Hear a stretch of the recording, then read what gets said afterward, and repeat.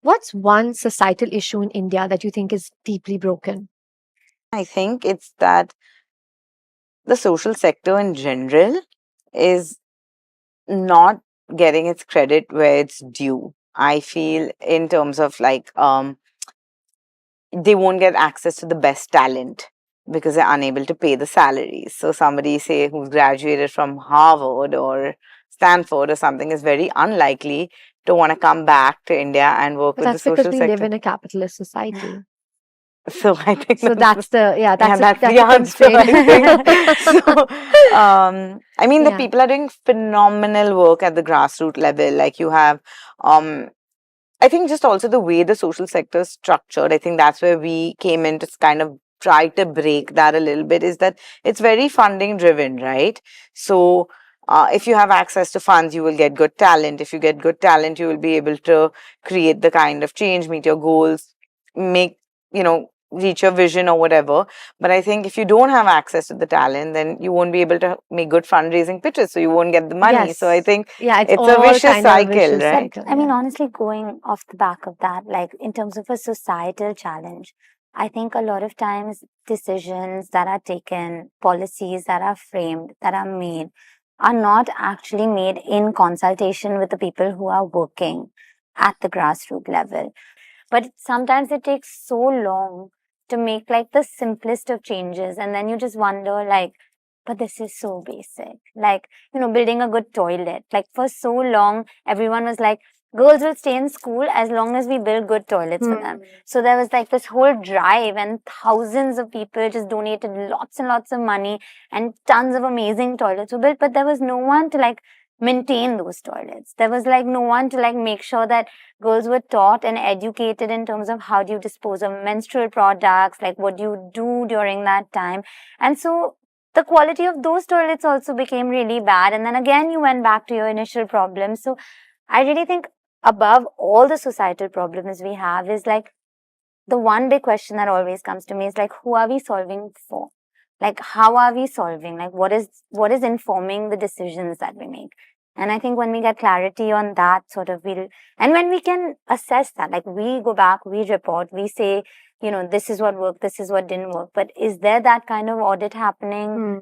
I'm not sure. I haven't seen it. I would love to see it. I And think also that. India is a very, very diverse country. Like everybody talks about the three Indias. So I think the problems in the social sector level also differ between a tier one city and a tier two and a tier three city.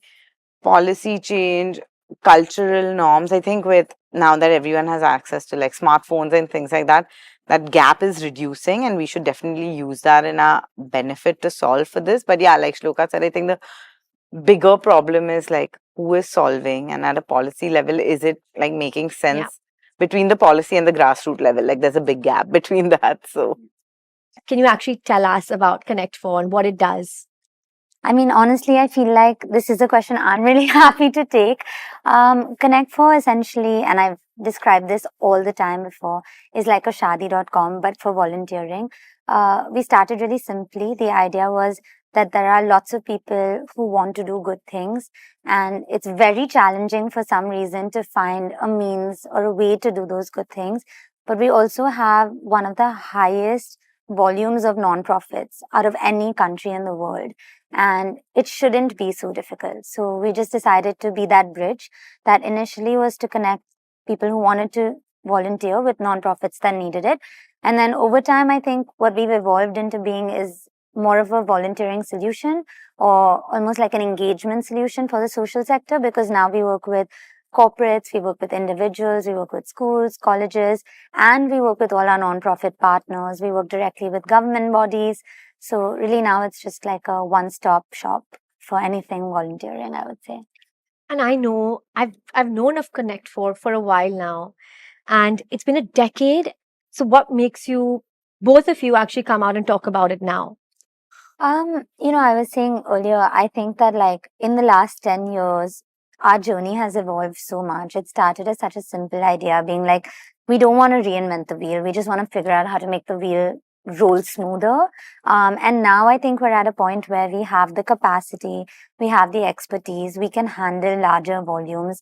We're sort of ready to scale. We've been doing projects across the board, and it's honestly really nice because we can now tailor make almost any kind of volunteering engagement for any kind of stakeholder. We've had people who've, celebrated birthdays or anniversaries by painting schools or refurbing schools. We've had corporates who have done like multi-city engagements.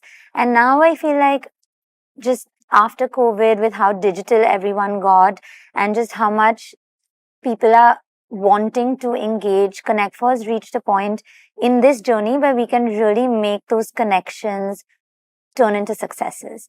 And I think that this is the right time, both in India, with all that's happening, with the number of homegrown like nonprofits that we have, with the kind of youth population that we have, with just the desire to give back that's coming up. And, more and more people are vocal about it right now. It makes sense that people know about what we do, who we are, and how we can help them in this journey, I think. And can we talk some numbers? What kind of success has the platform seen? Absolutely. So we've catered to 1 lakh, almost 1 lakh volunteers.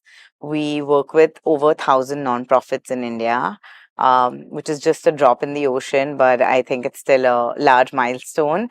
We work pan-India. We have saved NGOs over 21 crore rupees just through volunteering with them. We have clocked 4,18,000 hours worth of volunteering. So we work with over 120 corporates across India and about 150 student groups and colleges and road tracks and rotaries across India as well. Amazing, and congratulations thank you. again. Thank you. That's astounding. Thank you.